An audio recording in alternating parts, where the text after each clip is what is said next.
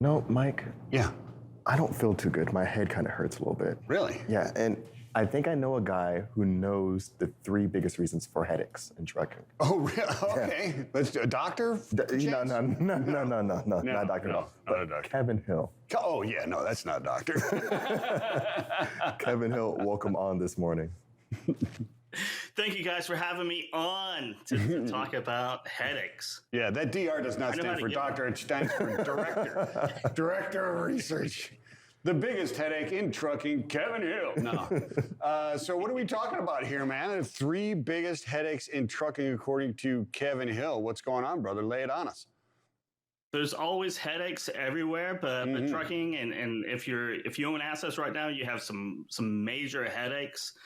I think that the sort of that is something that we talk about constantly, and I know Anthony Smith knows a great deal about, so I'll lean on him on this one. Inflation, inflation, inflation. It is what everyone is talking about, and that is what we are experiencing. And we can see it in this first chart that I have that we can throw up here. Right here in the White Mountain, we have the producer price index, which is, I think you guys would agree with me, is parabolic, along with diesel truck stop national average, which is also has been parabolic on the upside as well, although it seems to maybe have peaked. But I think these are both good indications of everything throughout the economy, that we are seeing rising prices, 8, 9, 10%. Inflation year over year, depending what you want to include and what you want to exclude. I think we have these discussions so economists can fill up their days with activity. Yeah, what to include and what to exclude.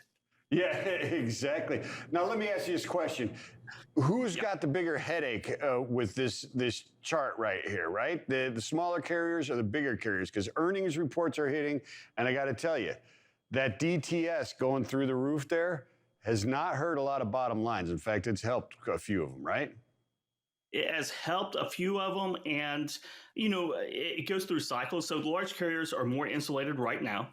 You have the fuel surcharge with the high price of fuel, so you can print some money that way. And contract rates have not declined. Contract rates in the first part of the year had up to double-digit increases in a lot of respects. Toward the end of the first quarter, February, March, you saw the spot rate market collapse. So smaller carriers are paying more at the retail pump for fuel. And then if you're more exposed to the spot market, you've seen a significant decline in your pricing power throughout the end of the first quarter and throughout the entire second quarter and heading here into third quarter. And if we throw up my second chart here for the second issue that I have. There we go. And that is kind of goes back to inflation, right? Decreasing revenue, which we see in the White Mountain here, which is the NTI, National Trucking Index, excluding fuel. Right. And then we have real GDP change year over year. So if your revenue is rising, plus rising costs, it doesn't equal satisfaction, right? So you're getting squeezed on both sides. Trucking rates are kind of an indicator of economic activity.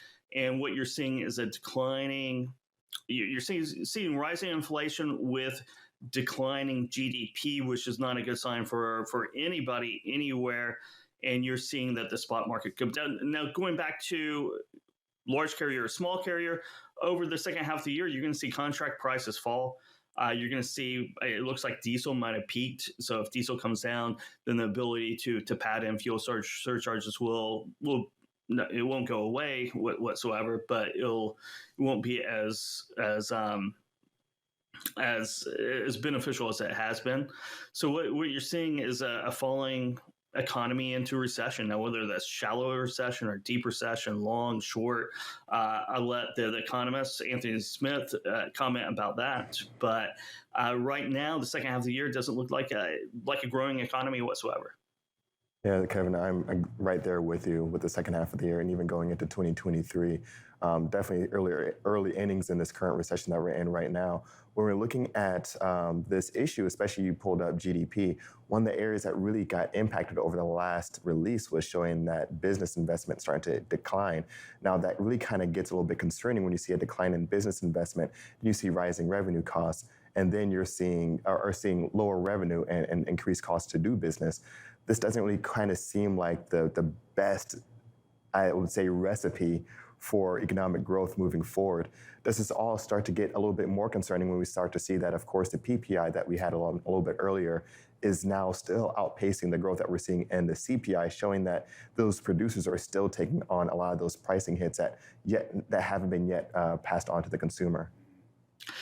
And that's a really good comment, because and a question that I have for you, Anthony, and Vincent as well, is that downstream into the consumer, we haven't seen peak inflation, right? But I think the drivers for inflation have peaked, and that's there's this lag, 3, 6, 9 months, however long it may be before it really shows up. But I've been using a chart, construction spending, both residential and commercial, and that seems to have peaked with everyone's favorite indicator, especially Anthony Smith's flatbed outbound tender rejections. And you see tender rejections for the flatbed market. They're still elevated 15%, much better than dry van or reefer, but coming off those highs of 30%. Is showing some real weakness now, and spending in the industrials, construction are showing that same weakness too. Yeah, absolutely. And it wasn't too long ago we were talking about 40% rejections in reefer now, and now we're looking at single digits, right? So it can drop, and it probably is. And I agree with you. And that kind of wave of inflation not hitting the consumer yet is a little bit concerning as well, because you're already hearing the average consumer gripe about things. And noticing that grocery bill has changed, right? Oh, 100%. I think Kevin hits on a great point here. We're looking upstream, especially at the industrial side.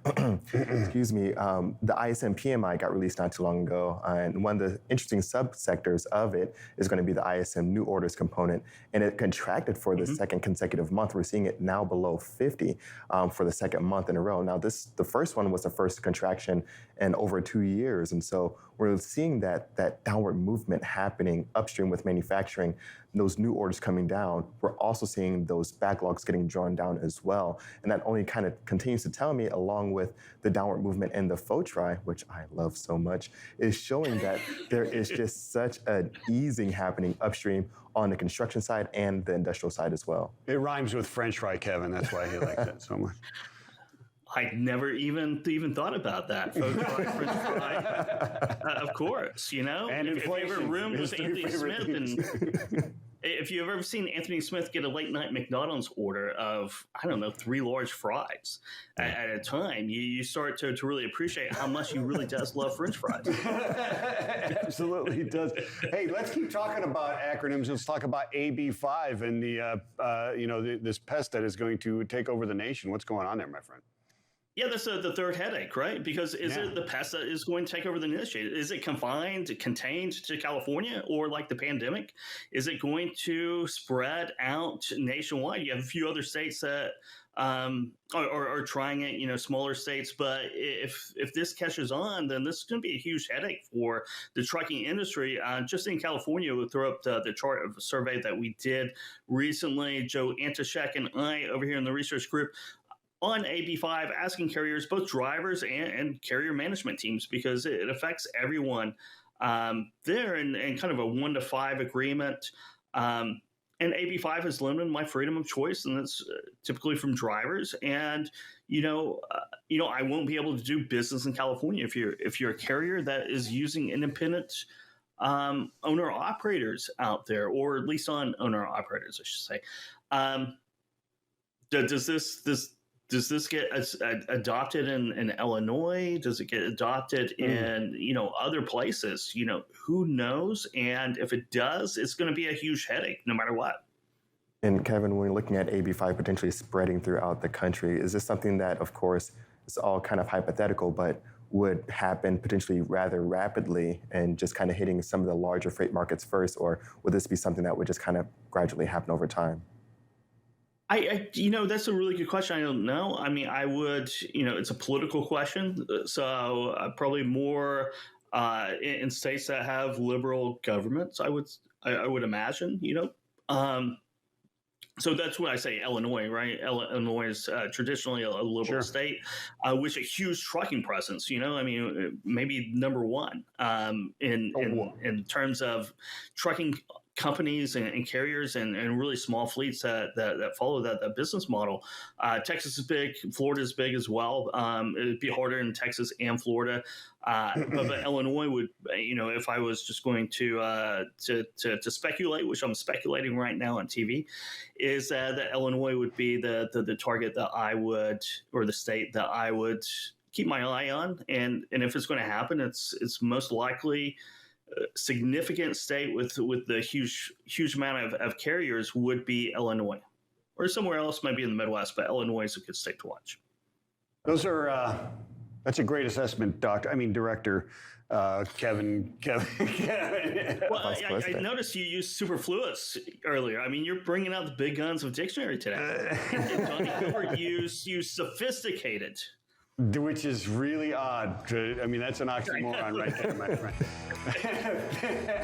Thank you so much, Kevin. We'll catch up with you a little bit later, my friend. Be well, and let's toss it to a quick break, yeah? Let's do it. We got more cookies and French fries to get to.